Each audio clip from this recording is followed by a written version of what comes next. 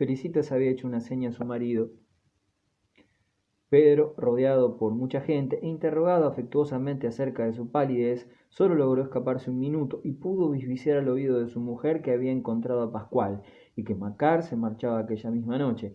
Bajó todavía más la voz para enterarla de la demencia de su madre, poniéndose un dedo en la boca como para decir, de esto ni una sola palabra, porque se echaría a perder nuestra velada. Felicitas hizo un mohín con los labios y ambos cambiaron una mirada en la que leyeron mutuamente su común pensamiento. Ahora ya no les estorbaría la vieja, arrasarían la casucha del contrabandista, del mismo modo que habían arrasado los muros del huerto de los Fouquet, y gozarían para siempre del respeto y la consideración de Plassans. Pero los invitados estaban mirando con demasiada insistencia en la mesa, y Felicitas los hizo sentar. Todos estaban arrobados en el momento en que cada cual cogía su cuchara. Sicardot pidió con un gesto que esperasen un instante, se levantó y dijo con acento solemne, Señores, en nombre de los aquí reunidos, quiero decirle a nuestro anfitrión cuán satisfechos estamos de las recompensas que le han valido su valentía y su patriotismo. Reconozco que Rougon tuvo una inspiración del cielo quedándose en Plassans, en tanto que esos miserables nos arrastraban por las carreteras. Por eso aplaudo calurosamente la decisión del gobierno. Dejadme acabar, ya tendréis tiempo de felicitar a nuestro amigo. Sabed que a nuestro amigo, a quien se ha hecho caballero de la Legión de Honor, va a concedérsele además una recaudación local. Hubo un grito de sorpresa, porque se había esperado que le concediesen un puesto de poca importancia. Algunos esbozaron una sonrisa que parecía una mueca, pero, estimulados por el espectáculo de la mesa, las felicitaciones volvieron a comenzar con mayor calor. Sicardot reclamó de nuevo el silencio y prosiguió: Esperad, que no he terminado. Nada más que una palabra. Hay motivos para creer que conservaremos a nuestro amigo con nosotros a causa de la muerte del señor Perot. Mientras los invitados proferían exclamaciones, Felicitas experimentó una punzada en el corazón. Sicardot le había contado ya la muerte del recaudador, pero recordaba al comienzo de aquella comida triunfal. Esta muerte súbita y horrible le hizo sentir un leve soplo helado sobre el rostro. Recordó su deseo, era ella la que había matado a aquel hombre. Entretanto, con la música clara del servicio de plata, los invitados festejaban la comida. En provincia se come mucho y ruidosamente. Después del primer plato todos hablaban a la vez, escarnecían a los vencidos, se cambiaban lisonjas y hacían comentarios poco amables sobre la ausencia del marqués. Los nobles eran intratables. Roudier acabó incluso por dar a entender que el marqués se había excusado porque el miedo a los insurrectos le había provocado una ictericia. Al segundo plato todos se desataron. Los comerciantes de aceites, los comerciantes de almendras, salvaban a Francia, se bebía a la gloria de los Rougon. Granot, encarnado, comenzaba a balbucir y Violet, muy pálido, estaba completamente borracho, pero Sicardot seguía sirviendo vino, en tanto que Ángela, que había comido ya demasiado, se preparaba vasos de agua azucarada. La alegría de encontrarse a salvo, de no temblar más y de volverse a encontrar en aquel salón amarillo en torno a una buena mesa, bajo la luz viva de los dos candelabros y de la araña que veían por primera vez sin funda, salpicada de excremento de mosca, producía en aquellos señores una plenitud de goce grosero y un florecimiento de su estupidez. En el aire sofocante sus voces brotaban pastosas, creciendo los elogios a cada plato que se servía, trabucándose en medio de los cumplidos y llegando hasta decir, fue un ex maestro curtidor quien encontró esta linda frase, que la cena era un verdadero festín de lúculo. Pedro estaba radiante y su carota pálida rezumaba del triunfo. Felicitas, belicosa, decía que alquilarían sin duda la casa de aquel pobre señor Perot mientras podían comprar una casita en la ciudad nueva y distribuía ya su futuro mobiliario en las distintas piezas de la vivienda del recaudador. Era como si entrase en sus tullerías. Hubo un momento cuando el ruido de las voces era ya ensordecedor en que pareció acometerla un súbito recuerdo, y levantándose se acercó a Arístides, a quien preguntó, inclinándose a su oído, ¿y Silverio? El joven, sorprendido por esta pregunta, se estremeció y contestó en voz baja, ha muerto. Yo estaba allí cuando el gendarme le disparó un pistoletazo en la cabeza. Felicitas experimentó a su vez un ligero escalofrío y abrió la boca para preguntarle a su hijo por qué no había impedido este asesinato, reclamando al niño, pero no dijo nada y permaneció allí, suspensa. Arístides, que había leído su pregunta en sus labios temblorosos, murmuró, ya comprenderá usted que no dije nada, tanto peor para él también, he hecho lo que debía, él es otro estorbo del que nos hemos librado, a poca costa. Esta franqueza brutal desagradó a Felicitas. Arístides, como su padre, como su madre, tenía también su cadáver, pero es seguro que no hubiese confesado con tal desparpajo que estaba paseándose por el arrabal y que había dejado que mataran a su primo, si los vinos del Hotel de Provence y los sueños a que se entregaba referentes a su próxima llegada a París no le hubiesen hecho salir de su reserva habitual. Una vez soltada la frase, se contoneó en su silla, y Pedro, que seguía de lejos la conversación de su mujer y su hijo, comprendió y cambió con ellos una mirada de cómplice implorando el silencio. Fue como un último soplo de espanto que corrió entre los Rubón, en medio de las risotadas y de las bromas gruesas de la mesa. Al regresar a su sitio, Felicitas distinguió al otro lado de la calle, detrás de los vidrios de una ventana, un cirio encendido. Estaban velando el cuerpo del señor Perot, traído aquella mañana de Saint-Rour. Cuando se sentó, le pareció que tenía detrás de ella aquel cirio que le quemaba la espalda, pero las risas aumentaban y el salón amarillo resonó con un grito de entusiasmo cuando apareció el postre. Aquella hora, el arrabal, todavía estremecido por el drama que acababa de ensangrentar el solar de Saint-Mitre, la vuelta de las tropas después de la carnicería de la llanura del Snor, se señaló por atroces represalias. Hubo hombres muertos a culatazos detrás de una tapia y otros murieron en el fondo de una barranca con la cabeza rota a pistoletazos de un gendarme. Para que el horror cerrase los labios, los soldados abandonaban los cadáveres esparcidos en la carretera. Si hubiese podido seguir a las tropas por la roja huella que dejaban, fue una degollina prolongada. En cada alto se asesinaban algunos insurrectos. Se mató a 2 en Saint-Rour, 3 en Orgers y 1 en Bergue. Cuando la tropa acampó en Plassans, en la carretera de Niza, quedó decidido que se fusilaría todavía otro prisionero, el más comprometido. Los vencedores juzgaban conveniente dejar detrás de ellos aquel nuevo cadáver con el fin de inspirar a la ciudad el respeto por el imperio naciente. Pero los soldados estaban cansados de matar y ninguno se presentó para realizar la siniestra tarea. Los prisioneros, arrojados sobre las vigas del solar como sobre la tarima de un cuerpo de guardia, atados por las muñecas de 2 en 2, escuchaban y esperaban en un estupor de cansancio y de resignación.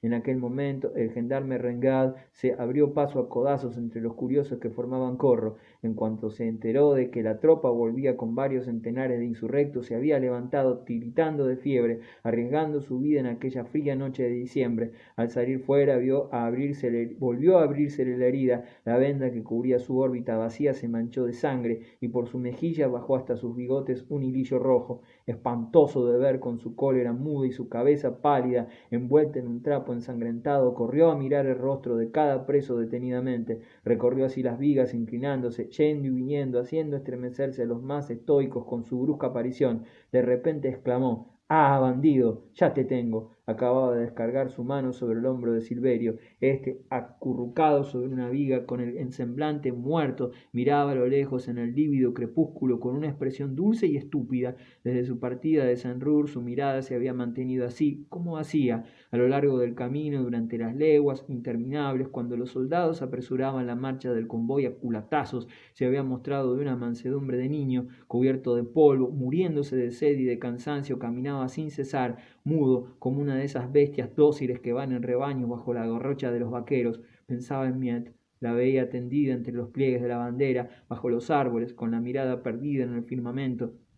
Hacía 3 días que no veía más que a ella, y en aquella hora, en el fondo de la sombra cada vez más densa, seguía viéndola. Rengad se volvió hacia el oficial, que no había podido encontrar entre los soldados los hombres necesarios para la ejecución. «Este bribón me ha saltado el ojo», le dijo mostrándole a Silverio. «Démelo, será un trabajo que se ahorrará usted». El oficial, sin consentir, se retiró con aire indiferente, haciendo un gesto vago. El gendarme comprendió que le daban su hombre. «Vamos, levántate», dijo sacudiéndolo. Como todos los demás prisioneros, Silverio tenía un compañero de cadena. Estaba sujeto por un brazo a un campesino de Pujols, un tal Murgue, hombre de 50 años, a quien el sol y el duro trabajo de la tierra habían convertido en un animal.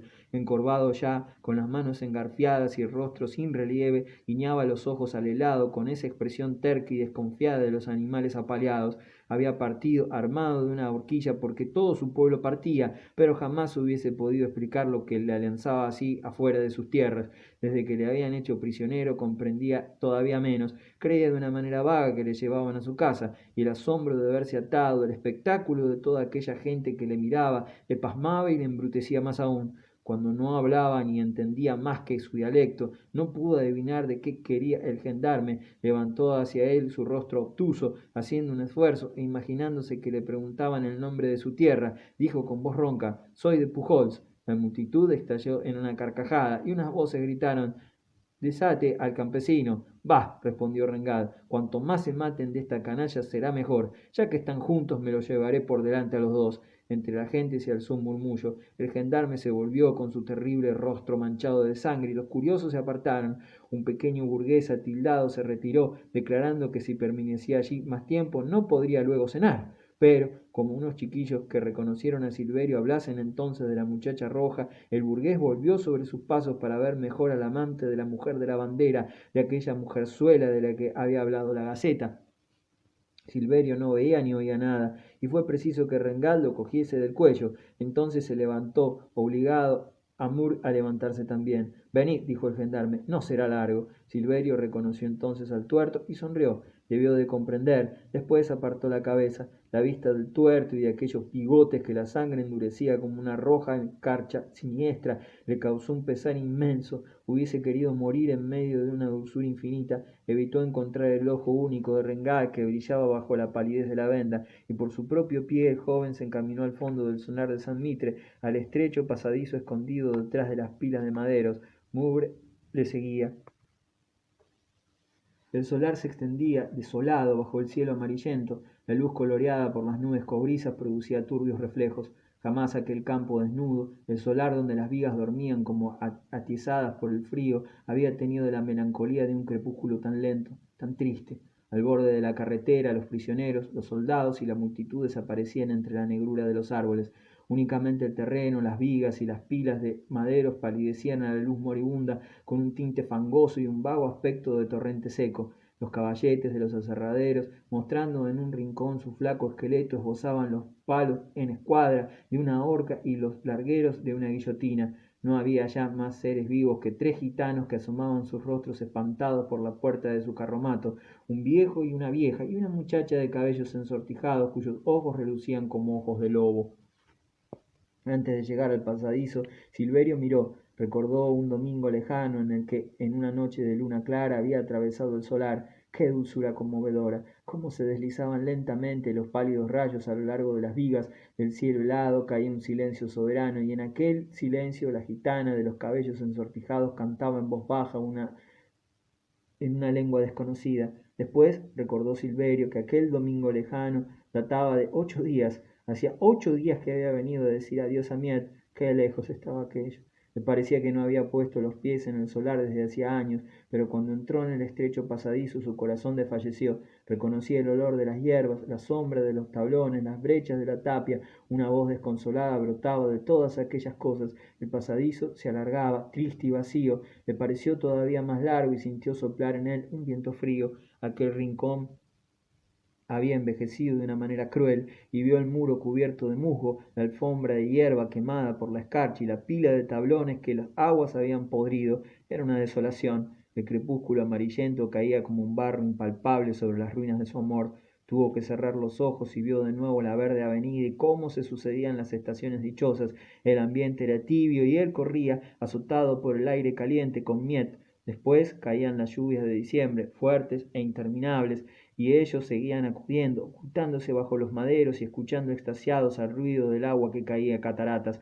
En el relámpago pasó toda su vida y toda su alegría. Miet saltaba de su tapia y acudía con el cuerpo agitado por sus sonoras carcajadas. Estaba allí. Silverio veía su blancura en la sombra, con su cabellera negra como la tinta, que era su casco vivo. Le hablaba de los nidos de urraca, que tan difíciles son de encontrar, y le llevaba tras sí. Entonces escuchó a lo lejos los murmullos apagados del Biorn, el canto de las cigarras retrasadas, el viento que soplaba entre los álamos del prado de Saint Clair. Cuánto habían corrido. Lo recordaba muy bien. Miet había aprendido a nadar en 15 días. Era una muchacha decidida. No tenía más que un gran defecto, que le gustaba merodear, pero él la habría corregido. El recuerdo de sus primeras caricias le trajo de nuevo el estrecho pasadizo. Siempre había vuelto a aquel rincón, creyó oír el canto moribundo de la gitana, el ruido que hacían al cerrarse los últimos postigos, el sonar grave de la hora de los relojes. Después llegaba el momento de la separación, y Miet volvía a trepar a la tapia, le mandaba besos y él la perdía de vista. Una emoción terrible oprimió su garganta, no la vería nunca más.